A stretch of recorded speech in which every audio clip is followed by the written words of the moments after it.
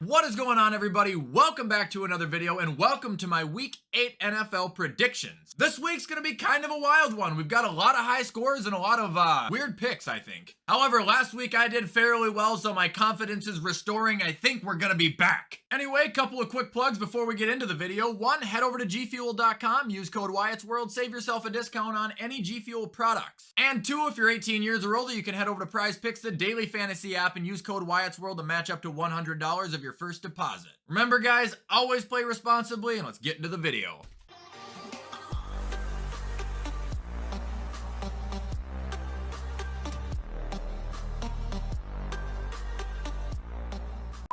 Alright, so starting off, we've got Thursday Night Football, and it is the Ravens going into Tampa Bay.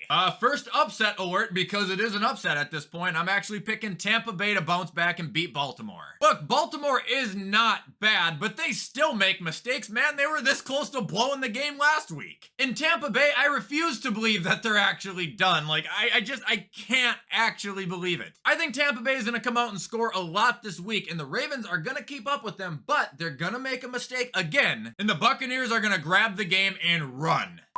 Alright, next game, it is Sunday morning, and this one is in London, I'm fairly certain. I know I messed it up a couple weeks ago, but it is Denver at Jacksonville. Some of you guys might be turning off the video after this. You ready? I got Denver bouncing back and beating Jacksonville, and this might even be another upset. And this is only going to happen if Russ plays. But like I said yesterday, guys, he's been bad this year. But I know that game is coming, and you guys know what I'm talking about. Also, Denver's defense is still good. They still have Bradley Chubb. They haven't traded him yet. I know they're going to if they lose this game, but they shouldn't. They should be able to contain that Jacksonville offense, make Trevor uncomfortable, force a mistake or two, shut down ETN. Weirdly high score here for Denver, but I'm taking the Ponies 23-10.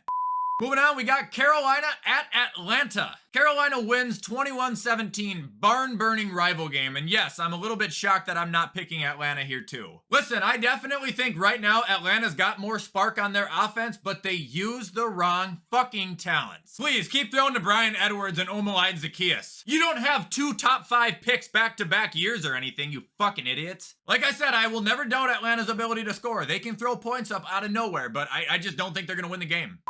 Alright, and moving on to the next game, it is Chicago at Dallas. I got Dallas winning 24-7. It's in Dallas, you know? Like, I know Fields just had one of his better performances, but can he do that away again against one of the league's best defenses? He can't throw at Trayvon. We all know what's gonna happen if he does. I think it'll be a slow day for the Chicago offense. Dallas will score some points through the air, on the ground, do whatever they gotta do, and ultimately get the win. Alright, moving on to the next game, it is Miami at Detroit, and I got the Dolphins winning this game 30-23. I know a lot are gonna laugh at me for what I'm about to say, but Detroit is disappointing me. Yes, I had some hopes for them, but their defense is atrocious, and as much as I love the aggressiveness in Dan Campbell, it is hurting them in certain times. Now, Miami's defense has not been the Miami defense a lot of people advertise, so I don't doubt Detroit will be able to put up some points on them one way or another. However, I just don't think they're gonna win the game. Tua, Jalen Waddle, Tyreek against the Detroit secondary. Why don't you just go pour gasoline on an open flame while you're at it? Alright, moving on, we got Arizona at Minnesota. I don't like this. I'll be the first to say it, I don't like it. This feels like a trap, and it feels like D-Hop is gonna absolutely blow us up. And I would be willing to bet money he does blow us up. He's gonna throw up 150 yards, 2 to 3 touchdowns probably. But get this, the Vikings this year are undefeated at home. Statistically, in the bank, since the bank has been built, the Vikings have one of the best win-losses in the league at home. The Cardinals have allowed 6th most points in the entire league so far this year. How are you gonna go into the bank and shut that down? I just admitted, I know D-Hop is gonna go off. He is gonna light a firecracker in our ass and watch the shit splatter. But if you put this into a math equation, Vikings at home, Cardinals defense, narrow win. Kevin O'Connell finds a way to squeak it out. This is gonna be an absolute shootout, 36-33. Alright, moving on, we got Vegas at the Saints, and listen to me. I know I'm not right on a lot of the things I say, but I told you guys last week, I know when to pick the Saints, and that wasn't a lie. Saints feel good this week. They're gonna win this game 24-20. Watch. And I know this isn't an impressive team, it's the fucking Raiders, but I'm calling the shot on the Saints. I know when to pick them. Also, if you want to get super analytical, Vegas is 0-3 on the road. This is on the road, and the only teams Vegas has beat is the ass of the league. Moving on, we got New England at the Jets. Another weird one. New England wins 17-13. I don't like Zach Wilson. I don't like the Jets offense without Brees. I do love James Robinson, but he's brand new there this week. I also don't like angry or annoyed Bill Belichick in division rivals. Doesn't ever seem to work out too well, man. The Patriots are just like the Steelers. You can never count them out. So dangerous, so explosive out of nowhere. I feel like the New England defense is going to bounce back. Zach is really going to struggle. The Jets aren't going to be able to generate points, and New England's going to walk away with the win.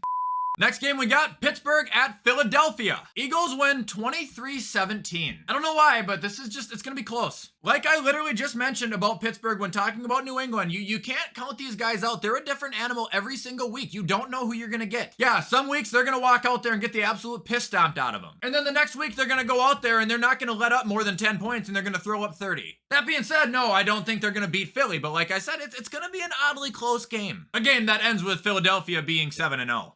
All right, next game, Titans at Texans. Titans win 24-16. I can't predict Houston ever again. They're so bland, they're so dry, they're so boring. I really do like certain players on their team too. You know, like Dameon Pierce, Brandon Cook, Stingley Jr. They got guys I can definitely get behind, but the team as a whole, it's just like a candy cane or a mint. Like it's candy, but what the fuck, it's not a good one. The Texans are an NFL team, but they're not a good one.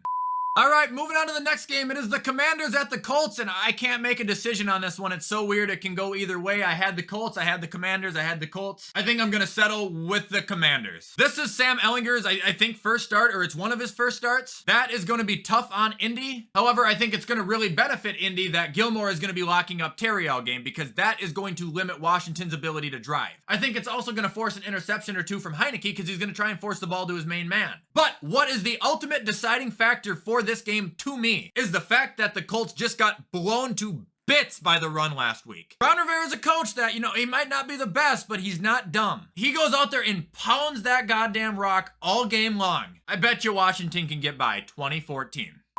All right, moving on to the next game. It is San Francisco at the Rams. Look, it's going to bite me in the ass for the third straight week, but I'm taking San Francisco. 28-21. I just think their offense looks better. Also, they have Christian McCaffrey, who is going to be in a lot more usage than he was last week. If Jimmy can just not turn the ball over, and the 49ers pass rush can get to Matt Stafford 2 or 3 times, it is going to put a wave of panic in his head that he is not going to be able to come down from. San Francisco's offense is like a big bag of tricks. It hits you from all different angles. The Rams, you pretty much have to watch one man, and if you can lock him up, they're not going to do anything. Bounce back, San Fran. Don't make me look like an ass. Next game, and this is a tremendous one. It is the Giants at the Seahawks. Can the Giants shut down the machine? That's the question. I think they have a shot to do it, and I think they will. This game could be a shootout. This game could be a pillow fight. I have it kind of meeting in the middle. I'm guessing it'll be in the ballpark of 23-21 New York. DK is going to be out. That's going to hurt Seattle. Seattle is playing Brian DeBall. That's going to hurt Seattle. Expect to see a lot of Wildcat. Expect to see a lot of Danny running. Brian is a guy that knows how to drive. He knows what plays work and when to use them. New York, you're going to be 7-1. And finally, moving on to Sunday night, it is Green Bay at Buffalo. Who wants to go first, me or my dad? Dad, you can go first. This week we've got Green Bay at Buffalo. Green Bay with virtually no offense and a quarterback that doesn't believe in his weapons, which probably makes sense this week since he's going to go buffalo hunting with a BB gun. In order for Green Bay to compete, they're going to have to run the ball. Unfortunately, they're going to be running it into the league's #1 defense and #1 defense against the run, so good luck there. If they decide they want to throw the ball, I believe Cobb's out. Lizard probably won't play because he's got a shoulder injury, so you've got Dobbs and Watson if he plays, which will be interesting because then we can watch Aaron Rodgers smirk and roll his eyes as they drop all his passes. On the other side, you've got Buffalo with the #1 offense going against Green Bay's non-existent defense, which basically is like a sieve against the run recently. I look for Josh Allen to run for somewhere between 50 and 70 yards and a touchdown and throw for 300 yards. Good news for the Packers, though. You can expect to see some love later in the night because either Rodgers is going to be benched because they're not scoring, or he's going to come up with a mysterious thumb injury. Anyway, I'm calling this a blowout. I like to see Buffalo send Green Bay packing 41-17. Thanks, Dad. As for my pick on that game, you guys already know. I'm going to pick Buffalo to win. Green Bay hasn't looked good. It doesn't matter who they play with. It doesn't matter where they play. They just haven't looked like a good team. Matt LaFleur has also not changed his losing game plan for 3 weeks in a row. Buffalo coming off of their bye week. Statistically, I think I just read Sean McDermott I don't think has ever lost coming off of a bye week. They're going to be fresh. They're going to be focused. They're going to be at home on Sunday Night Football. I sure hope to hell they win this game. All right, and ending, we got Monday Night Football. It is the Bengals at the Browns. Bengals win 30-23 because of Joe Burrow. Look, should be a good game if Cleveland can pass. If they can't pass, it's probably going to be a blowout. I don't know how much Nick Chubb is going to be able to do. He'll do enough to make him look good, but not enough to win the game, dude. The Bengals are going to score a lot of points. Joe Burrow is on one right now. There is simply no stopping him. In a Monday night primetime game on the road for a division rival, that just adds fuel to the fire, baby. Joe Shiesty! Alright guys, and that is going to be all for my Week 8 NFL predictions. I hope you guys liked this video. Let me know where you agree. Let me know where you disagree. As always, you guys know if you want to support this video, you can comment, like, subscribe, turn that bell on. I do my best to post on this video every single day. That being said though, I'm going to hop off and get this edited. I hope you guys have a fantastic Wednesday. Enjoy the rest of your week, and as always, I will see you in the next video.